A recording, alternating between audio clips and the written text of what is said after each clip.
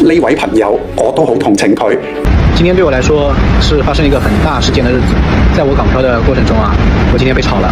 但係喺香港今日經濟咁差，競爭咁劇烈，而好多老闆亦都面對緊一個唔太順暢嘅經營環境嘅情況之下，原因就是不合適。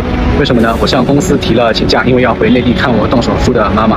呢位朋友來自內地，喺試用期間因為家母病咗住醫院啊，佢想申請翻去探媽咪啊。站喺正常人嘅角度，當然好同情佢啦，亦都好大機會認同佢呢個行為。但係站喺大多數老闆，又或者站喺公司經營者嘅角度，特別喺香港啊，試用期間其實真係盡量唔好請假，否則你嘅上司或者係老闆會覺得你唔上心、唔認真、唔着緊，佢哋就好大機會覺得你唔適合呢份工啊。今次我唔夠膽講呢間公司冇人情味，我只可以咁講，作為一個打工仔，潛規則就係盡可能未過試用期唔好請假，除非你覺得嗰樣嘢比你份工更加重要啦，否則你好大機會都會收到大信封啊。聽下呢位網友精準嘅總結：平時工作表現不達預期，且無優勢表現，因媽媽手術原因，未來還可能繼續長假，存在不穩定因素，不符合公司發展期望。另外一位網友就話：我的公司亦不急請假，如果請假也很麻煩，因為公司不夠人，分公司有啲人腳受傷或者感冒都一樣要上班。最後佢話：我一般都不敢請假，請假都是炒魷喎。試用期你就敢請假，過了還得了？呢位網友斬釘截鐵咁講：炒你合情合理。對於呢件事，